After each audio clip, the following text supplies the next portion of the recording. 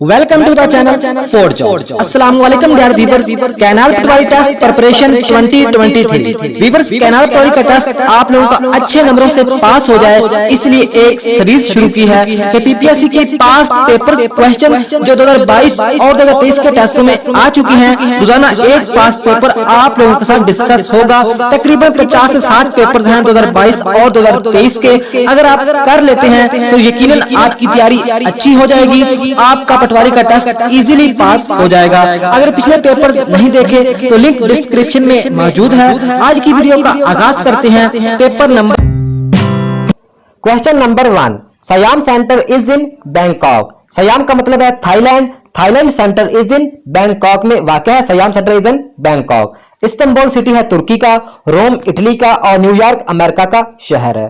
तो नंबर 2 पे क्वेश्चन है, the youngest Nobel prize laureate Malala Yousafzai won Nobel peace prize for the year, यानी मलाला यूसुफजई को जो नोबेल पीस प्राइज मिला वो कब मिला? बी ऑप्शन इज राइट 2014, यानी 2014 को मलाला यूसुफजई को नोबेल पीस प्राइज मिला। ये आप लोगों को नोबेल पीस प्राइज भी याद रखना है। और 2014 को मिला, किसको मिला? मलाला यूसुफजई को।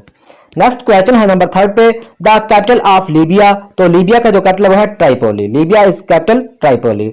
नेक्स्ट क्वेश्चन है, इन मोस्ट इंपोर्टेंट कंट्रीज के आप लोगों को कैपिटल और करेंसी लाजमी आने चाहिए। तो नंबर 1 पे है चाइना। चाइना का कैपिटल है बीजिंग और चाइना की जो करेंसी है वो है yuan. China capital Beijing, currency yuan, YUAN। Next बात करें ईरान की, तो ईरान का कैपिटल है तेहरान। ईरान कैपिटल तेहरान और ईरान की करेंसी है रियाल। ईरान कैपिटल तेहरान और ईरान की जो करेंसी है वो है रियाल। नेक्स्ट बात करते हैं अफगानिस्तान की, तो अफगानिस्तान का कैपिटल है काबिल और जो अफगानिस्तान की करेंसी है वो है अफगानी। अफगानिस्तान कैपिटल काबिल और करेंसी अफगानी। नेक्स्ट बात करते हैं इंडिया की, तो इंडिया का कैपिटल है न्यू दिल्ली और इंडिया का जो करेंसी है वो है रूपी। नेक्स्ट बात करते हैं इजिप्ट यानी मिस्र की, तो मिस्र का कैपिटल है कायरो। मिस्र का जो कैपिटल है वो है कायरो और इजिप्ट की जो करेंसी है वो है Egyptian pound. Egypt Cairo Egyptian pound currency. Next बात करते हैं तुर्की की, तो तुर्की का जो कैपिटल है वो है अंकारा। तुर्की कैपिटल अंकारा और तुर्की की जो करेंसी है वो है लीरा, LIRA। तुर्की capital Ankara, currency lira. Next बात करते हैं कतर की, तो कतर का कैपिटल है दोहा। कतर का जो कैपिटल है वो है दोहा और जो कतर की करेंसी है वो है रियाल। कतर कैपिटल दोहा, कतर का जो कैपिटल है वो दोहा और कतर की जो करेंसी है वो है रियाल। तो नेक्स्ट बात करते हैं इराक की, तो इराक का कैपिटल है बगदाद। इराक कैपिटल बगदाद और करेंसी इराकी दिनार। इराक कैपिटल बगदाद और इराक की करेंसी दिनार। नेक्स्ट बात करते हैं नेपाल की, तो नेपाल का जो कैपिटल है वो है खटमंडू। नेपाल कैपिटल खटमंडू, करेंसी रूपी। नेपाल खटमंडू, करेंसी रूपी। नेक्स्ट बात करते हैं जापान की, तो जापान का कैपिटल है टोक्यो। जापान का कैपिटल टोक्यो और जापान की जो करेंसी है वो है yen, YEN yen. Japan capital Tokyo, currency yen. Next बात करते हैं रशिया की, तो रशिया का कैपिटल है मॉस्को। रशिया का कैपिटल मॉस्को और जो रशिया की करेंसी है वो है रबल। रशिया कैपिटल इसका है मॉस्को और जो करेंसी इसकी है वो है रबल। नेक्स्ट बात करते हैं बांग्लादेश की, तो बांग्लादेश का जो कैपिटल है वो है ढाका और जो बांग्लादेश की करेंसी है वो है टका। बांग्लादेश कैपिटल ढाका, करेंसी टका। नेक्स्ट बात करते हैं USA यानी अमेरिका का, तो अमेरिका की जो करेंसी है वो है डॉलर। अमेरिका का जो कैपिटल है वो है वाशिंगटन DC। अमेरिका का जो कैपिटल है वाशिंगटन DC और जो अमेरिका की करेंसी है वो है डॉलर। नेक्स्ट बात करते हैं यूके की, तो यूके का जो कैपिटल, यूके की फुल फॉर्म है यूनाइटेड किंगडम। तो यूके का जो कैपिटल है वो है लंदन और यूके की जो करेंसी है वो है स्टर्लिंग पाउंड। यूके की जो करेंसी है स्टर्लिंग पाउंड और यूके का जो कैपिटल लंदन और इनकी करेंसी स्टर्लिंग पाउंड। नेक्स्ट बात करते हैं इंडोनेशिया की, तो इंडोनेशिया का जो कैपिटल है वो है जकार्ता। इंडोनेशिया कैपिटल जकार्ता और इनकी करेंसी है रुपया। इंडोनेशिया कैपिटल जकार्ता, करेंसी रुपया। नेक्स्ट बात करते हैं फ्रांस की, तो फ्रांस का कैपिटल है पेरिस। फ्रांस का कैपिटल पेरिस और फ्रांस की जो करेंसी है वो है फ्रैंक। फ्रांस कैपिटल पेरिस और करेंसी फ्रैंक।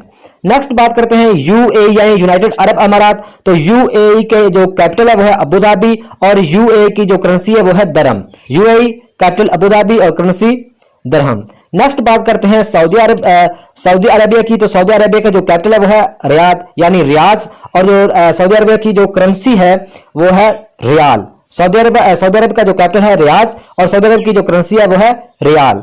इसके अलावा एक और कंट्री है कनाडा। कनाडा का जो कैपिटल है वो है ओटावा और कनाडा की जो करेंसी है वो है डॉलर। कनाडा कैपिटल ओटावा और करेंसी डॉलर। और पाकिस्तान का जो कैपिटल है वो इस्लामाबाद और करेंसी पाकिस्तान की रूपी। नेक्स्ट क्वेश्चन है Ali earns RS 7500 in 2 weeks. What will he earn in 2 days if he works 6 days a week? तो इसका राइट आंसर है बी ऑप्शन इज राइट 1250 यानी 1250। लेकिन 1250 जवाब कैसे आया इस बात का भी हमें पता होना चाहिए। तो इस सवाल को थोड़ा सा उन्होंने घुमा फिरा के पूछा हुआ है कि अली कमाता है 7500 रुपए इन 2 वीक्स यानी 2 हफ्तों में। 2 हफ्तों में वो पैसे कितने कमाता है? 7500 रुपए। तो आगे हमें ये बताना है इस सवाल में कि वो 2 दिनों में कितने कमाता है अगर वो मतलब है कि काम करता है 6 दिन एक वीक में, यानी एक वीक में वो 6 दिन काम करता है। तो बहुत ही सिंपल है, 6 दिन एक वीक में यानी एक हफ्ते में 6 दिन काम करता है, तो 2 वीक में वो कितने दिन काम करेगा? 12 दिन काम करेगा। तो 12 दिन में काम करके वो कितने पैसे कमाता है? 7500। तो 7500 को हम डिवाइड यानी तकसीम करेंगे 12 के साथ। इसका जो जवाब आएगा, जो भी जवाब आएगा उसको हम 2 से ज़रब करेंगे तो हमारा राइट आंसर आ जाएगा 1250। इसका स्ट्रक्चर आप कमेंट बॉक्स में लाजमी लिखिएगा। अगर इस रिलेटेड कोई और भी क्वेश्चन आता है एग्जाम में तो इजीली आप हल कर सकोगे। तो नेक्स्ट क्वेश्चन है indicate the type of sentence they are playing cricket. यानी इस बारे में हम ये बताना है कि ये जो फिक्रा है दे आर प्लेइंग क्रिकेट, इसमें मतलब है कि ये किस टेंस का फिक्रा है। तो इसका राइट आंसर है B option is right present continuous. लेकिन हमें कैसे पता चला कि ये प्रेजेंट कंटिन्यूस है? क्योंकि ये प्रेजेंट इंडेफिनिट भी हो सकता था, प्रेजेंट परफेक्ट भी हो सकता था, प्रेजेंट कंटिन्यूस ही क्यों है? तो वो इसलिए है, सबसे पहले आप लोगों को कंटिन्यूस की पहचान बताता हूं कि जो कंटिन्यूस है, चाहे प्रेजेंट कंटिन्यूस हो, पास्ट हो, फ्यूचर कंटिन्यूस हो, उसकी पहचान एक ही है कि मतलब एक वर्ब की फर्स्ट फॉर्म के साथ आईएनजी, यानी जहां पे भी आप लोग आईएनजी देखोगे वहां पे वो जिस फिक्रे में आईएनजी हो समझ जाओ कि वो कंटिन्यूस है। ये इस बात का नहीं पता कि वो प्रेजेंट कंटिन्यूस है या पास्ट कंटिन्यूस है या वो फ्यूचर कंटिन्यूस है, लेकिन ये बात कंफर्म हो जाएगी जिसमें आईएनजी होगा वो कंटिन्यूस का फिक्रा ही है। तो पूरा अगर बात करें प्रेजेंट कंटिन्यूस की, तो प्रेजेंट की जो पहचान है वो प्रेजेंट की जो पहचान हम करते हैं हेल्पिंग वर्ब से। तो जो प्रेजेंट कंटिन्यूस की जो हेल्पिंग वर्ब है वो है इज एम आर। तो इज एम आर इसकी हेल्पिंग वर्ब है और जो इसके दूसरा इसकी फर्स्ट फॉर्म के साथ आईएनजी का इजाफा होता है। तो इस इज एम आर इसमें आर आ गया तो ये प्रेजेंट कंटिन्यूस हो गया।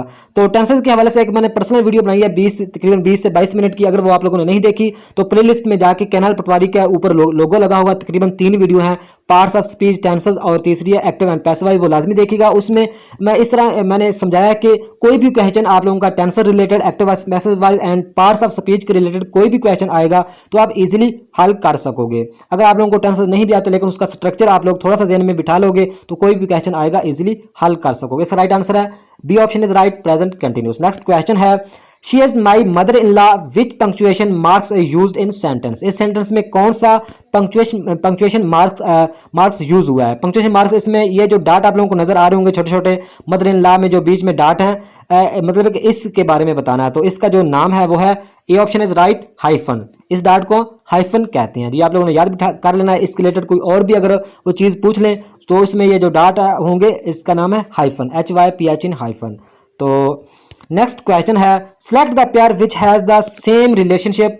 तो ये जो प्रॉमिस है इसका मतलब होता है वादा करना और फुलफिल का मतलब होता है पूरा करना। तो इस तरह का आप रिलेशनशिप वाला एक और हमें जवाब में ढूंढना है। तो हमारा जो राइट आंसर है वो है B option is right law enforce. तो जैसा कि आप लोग इससे समझ गए होंगे कि प्रॉमिस का मतलब होता है वादा करना और फुलफिल का मतलब होता है पूरा करना, यानी वादा पूरा करना। तो इसी तरह की हमें ढूंढना है। तो बी ऑप्शन राइट लॉ का मतलब होता है कानून और इनफोर्स का लागू करना, कानून लागू करना या कानून मतलब है कि अलाउ करना। तो लॉ इनफोर्स। तो नेक्स्ट क्वेश्चन है which file stored in computer that perform function quickly while browsing. तो जो मतलब एक क्विकली जल्दी से तेजी से जो ब्राउजिंग करता है वो कौन सी मतलब एक स्टोरेज डिवाइस है? इस सवाल में वो ये कह रहे हैं जो, तो वो है कैची। कैची मतलब एक जो मेमोरी है ये सबसे मतलब एक तेज मेमोरी मानी जाती है कैची। ये आप लोगों ने ज़हन में बिठा लेना, कैची सबसे तेज मेमोरी मानी जाती है और इसका राइट आंसर है ए ऑप्शन कैची। तो नेक्स्ट क्वेश्चन है which is the represented from high level to low level in C++ COBOL Java। यानी इस सवाल में हमें यह बताना है कि जो कौन सी प्रेजेंट करती है हाई लेवल से लो लेवल में C++ COBOL Java। तो ये सारे क्या हैं? ये सारे सॉफ्टवेयर हैं। ये सारे क्या हैं? सॉफ्टवेयर हैं। तो इस बात को आप लोगों को पता होना चाहिए।